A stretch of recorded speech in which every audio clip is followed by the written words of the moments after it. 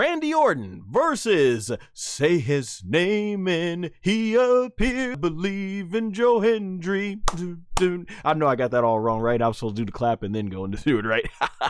But yeah, so replacing Kevin Owens was history being made. The first time the TNA World Heavyweight Champion showed up to perform live in a WWE event. So yeah, this was huge. So as far as the match goes, it was short and sweet. I put in my notes. Randy Orton, he does his signature moves. Joe Hendry gets to showcase what he can do. But honestly, by far, the thing that this match will probably be remembered for the most, because the most memorable part had to be, and I'm telling you guys, I have not laughed this hard at WWE in a long time, at least probably since the Sami Zayn stuff that he was doing with the Bloodline about 2 or 3 years ago. So Joe Hendry, he does his signature pose where he turns to the back, and then he goes ahead, does his smile, and out of nowhere, Randy Orton comes in, grabs his neck, and he, boom, goes out of frame. Randy just goes like, boom, RKO, 1, 2, 3, picks up the win.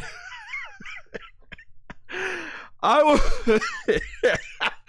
was laughing so hard. I'm still thinking about it. It was one of the it was the funniest WrestleMania. I put in my notes, the funniest WrestleMania ending I've ever seen in a match. And I've seen every WrestleMania, so maybe it's recency bias. Maybe I had to go back and have to be reminded of a WrestleMania match that ended more hilarious than this did. But just to see, he turns around, he's smiling at the camera, and then Randy Orton comes out of nowhere, RKO.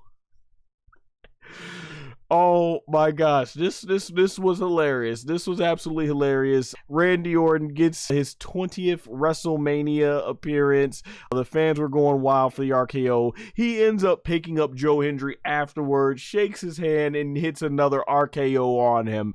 Now, I haven't followed Joe Hendry's career much. I've heard the buzz and everything, and I know that he's the TNA World Heavyweight Champion. So I don't think this match it didn't. The match, to be honest, did nothing, I feel, to legitimize the World Heavyweight Championship of this company, TNA that is. And I watched, TNA going back in like 2005 and stuff. Kind of fell off of around 2014-ish, I think. And then I'll check in every now and then, but I've heard the buzz and stuff like that. But yeah, to those that are not familiar with TNA or don't watch on a regular basis, yeah, this doesn't really do good to actually show why Joe Hendry's a big deal. And when you look at how they had him in the Royal Rumble, how quickly Roman Reigns got rid of him, it's like, man, they did not want their TNA World Champ. They didn't want the TNA World Champion going out here going evenly match blow for blow with Randy Orton. I did, by the way, as you can see, Randy Orton came out with the color trunks of what he had when he first debuted. He was kind of like in that shiny blue with the yellow lettering or design on it. That's what he was wearing when he first debuted back in 2002. So that was cool. Yeah, like I said, it was short, sweet, to the point, and it gave us one of the most entertaining RKO moments. Not from a wow standpoint, but just from an LOL moment, man.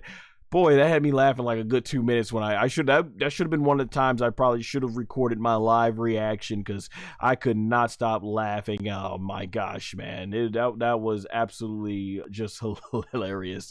Let's see what the chat says. Let's see. He said, I could see Dom turn on. Oh, yeah, you mentioned that before. Or I read that before. He says, best part was when Randy helped him up and then RKO'd him again.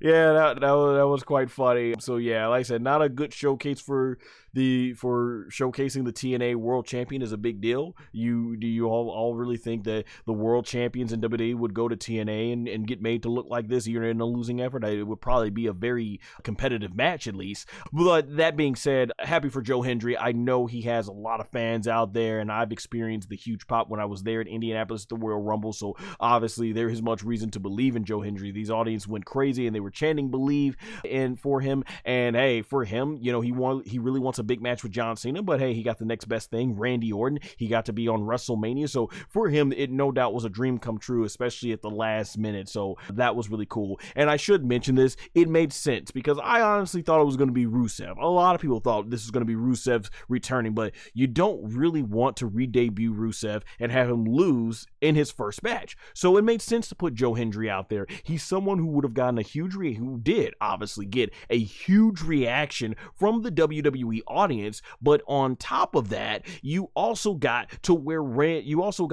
okay, he can afford the loss to Randy Orton, and it won't kill the momentum, because honestly, he might show up in WWE as a full-time star, and you can push him more serious then, I guess, from basically on that standpoint. But yeah, I think this is the right move. This is the best way to really compensate for Kevin Owens not being in the match, and still keep plans for Randy Orton to look strong. See in the chat, Earl says, I think that match was more for Randy. Certainly, yeah, clearly, because it was his 20th WrestleMania. Yeah, absolutely. It was basically, letting Randy Orton get that big moment for his 20th WrestleMania.